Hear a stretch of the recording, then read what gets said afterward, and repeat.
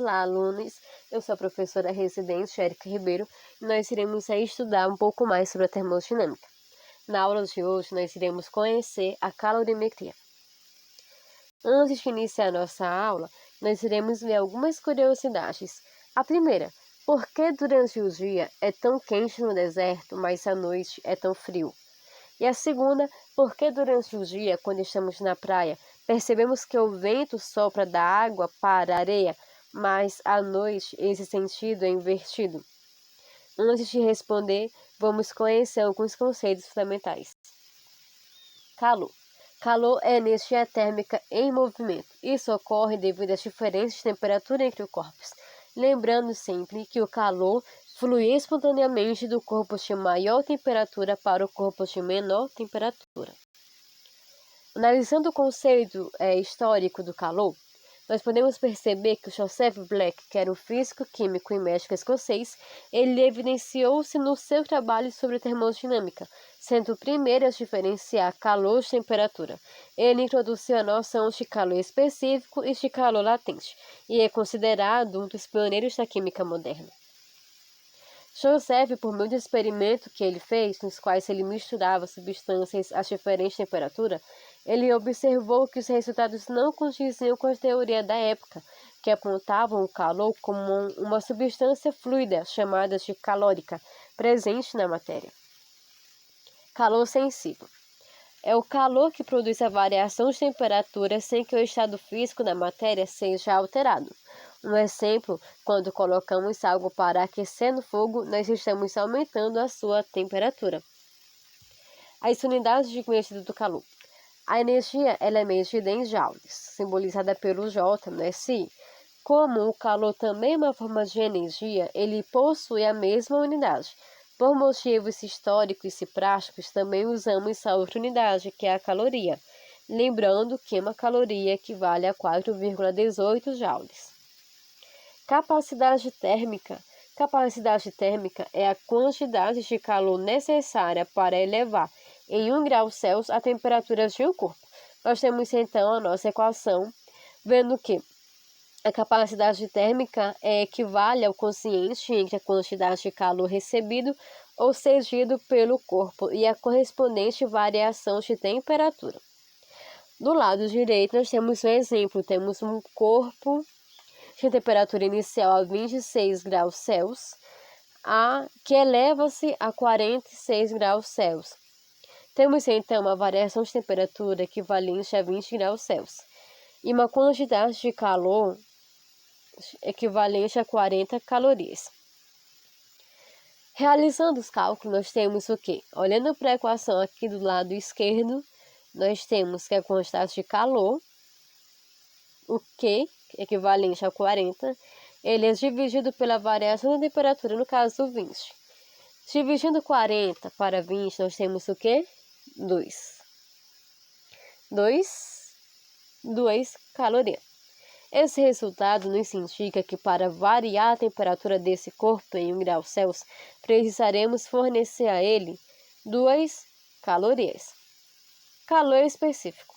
Calor específico é a quantidade de calor necessária para elevar em 1 grau Celsius a temperatura de uma unidade de massa de um corpo. Nós temos então aqui mais abaixo um novo exemplo. Nós temos o que? Um corpo com temperatura inicial de 26 graus Celsius, eleva-se a 27 graus Celsius, tendo uma variação de apenas 1 grau Celsius e uma quantidade de calor equivalente a 0,5 calorias. Realizando os cálculos, nós podemos observar que esse resultado nos indica que para variar a temperatura de 1 grau de 1 grama no material que compõe esse corpo em 1 grau Celsius, precisaremos fornecer a ele 0,5 calorias.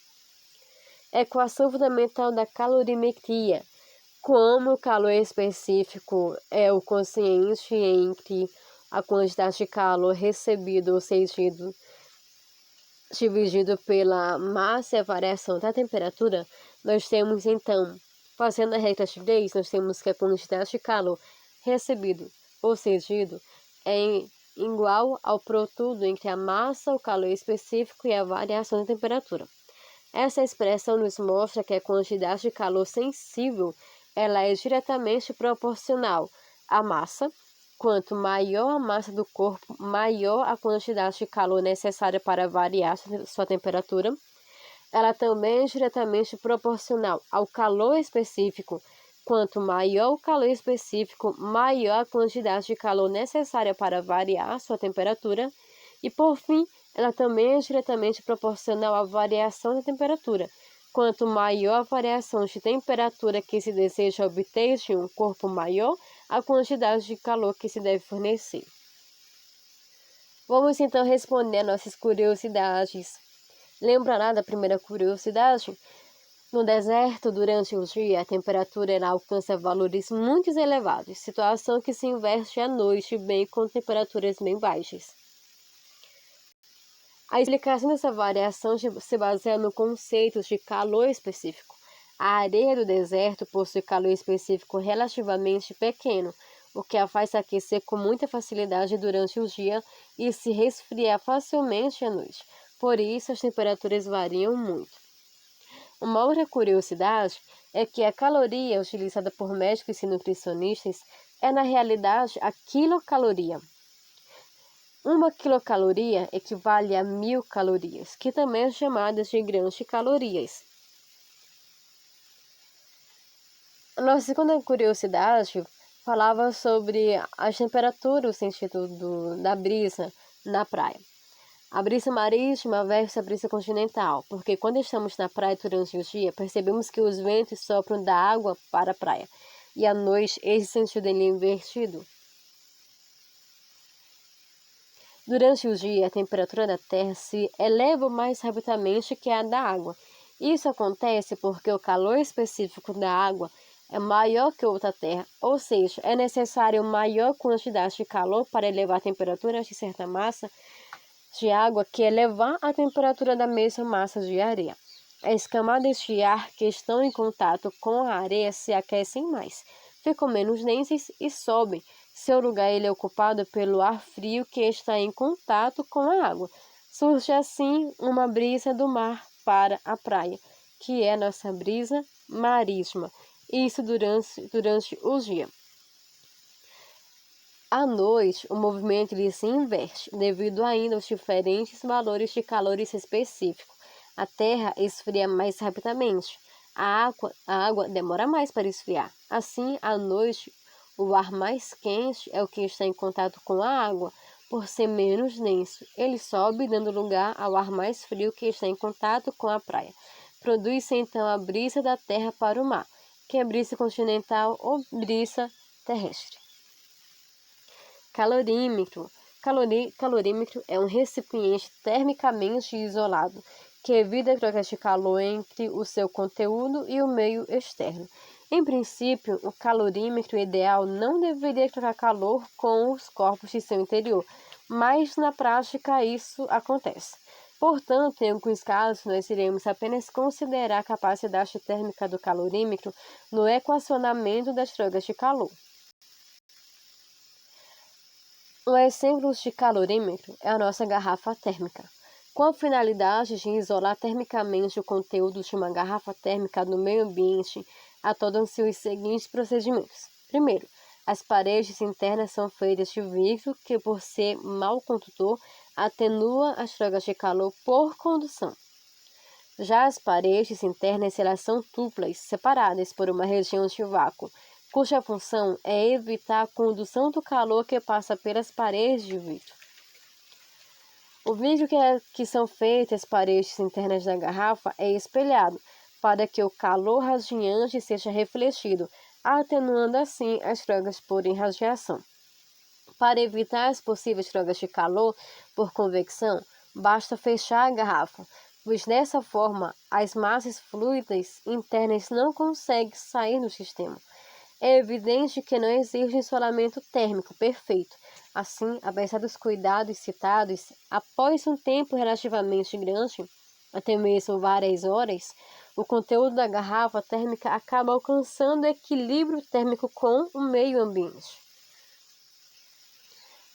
Falando um pouco sobre as mudanças de calor, Num sistema de vários corpos termicamente isolados do meio externo, a soma das quantidades de calor por eles jogados é sempre igual a zero.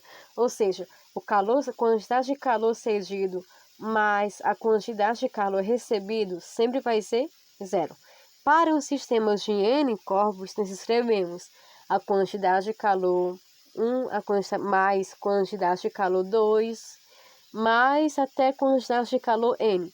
Mas lembrando sempre que a soma entre eles vai ser zero. No caso, se o sistema não está termicamente isolado ou se o calorímetro não ser ideal, devemos levar em conta as trocas de calor dos corpos com o ambiente. Ou seja, nós iremos ter a quantidade de calor cedido mais a quantidade de calor recebido mais a quantidade de calor do ambiente. Mas lembrando sempre que a soma entre eles vai ser zero.